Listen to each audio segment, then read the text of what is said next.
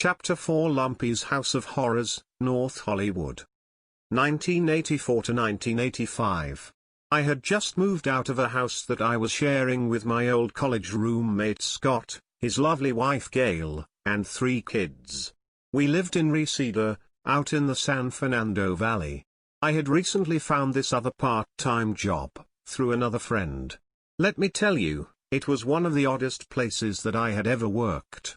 The place was a small tape duplication house, located in the back of a closed-down office area on a main street in North Hollywood. The company was run by a husband and wife team. The boss was this kind of a tubby fellow, with a high voice. We called him Lumpy. He looked like a lumpy. Lumpy was making all kinds of cash making mass VHS tape copies of all sorts of crap. I do not know who was buying his VHS tapes, but Lumpy was having us crank them out left and right. Lumpy had many loyal Mexican wrestling fans, I found out. Our friends from the south of the border really enjoyed the masked, superhero wrestler type movie. Lumpy was cleaning up, sending boxes and boxes of these low-quality productions. His other big client was a Mexican restaurant, El Torito. We would sweeten and clean up commercial music videos, boosting the bass, equalizing it, to make it more punchy. Make it good for a happy hour place, drinking, dancing establishment. The restaurant would replay the better sounding videos on their big screen TVs. His bread and butter though was the mass duplication. The operation would take place in the big room behind the music video edit area. I would load a master tape playing off of a Sony 1-inch machine. The room was loaded with about 100 VHS record decks. My jobs was to load all those machines with VHS tapes and do a mass recording. The tapes had to be labeled and packaged also. It was kind of like Lucy and Ethel working in the candy factory. At times we would have over 70 machines recording at one time.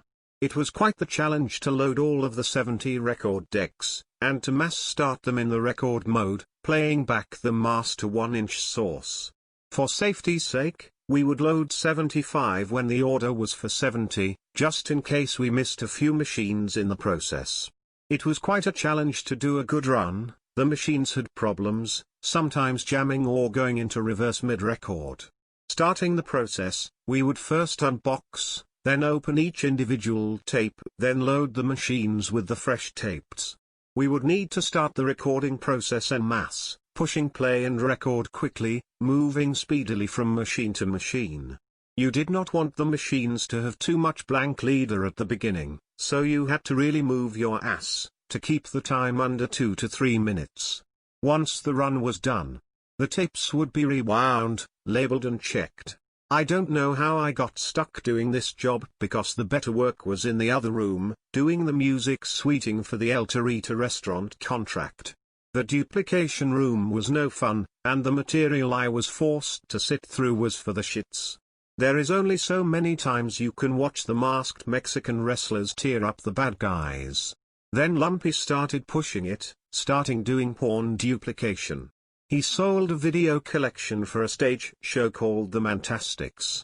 He had found yet another audience. The Mantastics, which was quite strange.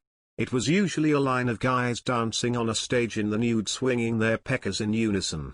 I have no idea whose idea this one was, but it cracked us up nonetheless.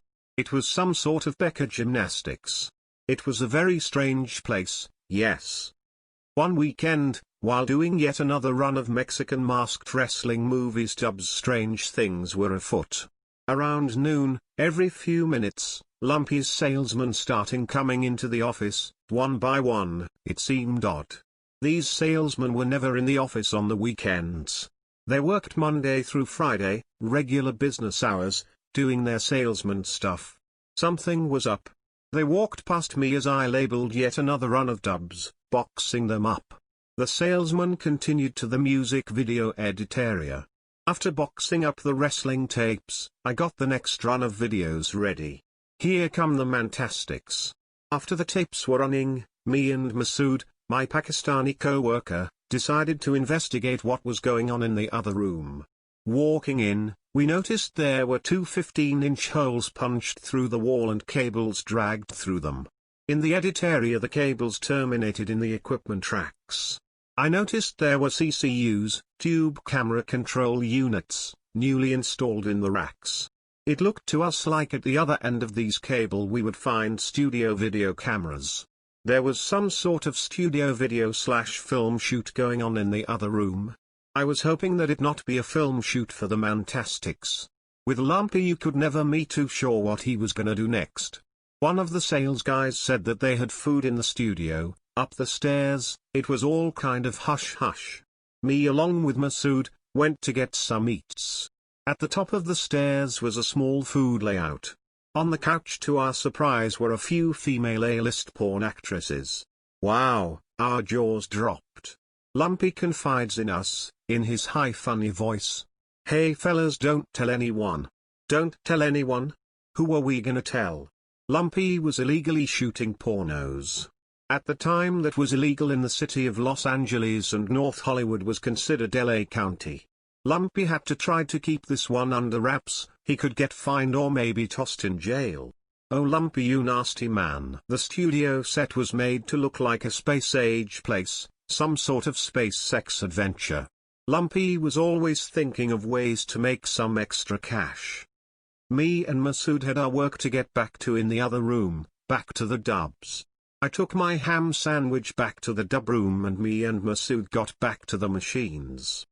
The next month this time I brought in a few friends, to jump on the Lumpy duplication gravy train. The money was not great, but it was work. Lumpy was helping us pay the rent, we just had to keep the operation hush-hush. Now keeping the operation quiet was not as easy as it seemed. The material was so crazy and odd that we had to tell all our friends. The Mantastics was a big hit. Visiting Lumpy's office to get paid from Rose, you could not help notice the gold records on his wall. In the past, Lumpy was a music producer, now having to resort to the duplication business once his music business was toast. His wife was very pretty and we wondered why she was hanging out with such a tub. The Lumpy's House of Horrors experience must have lasted maybe 5 to 6 months.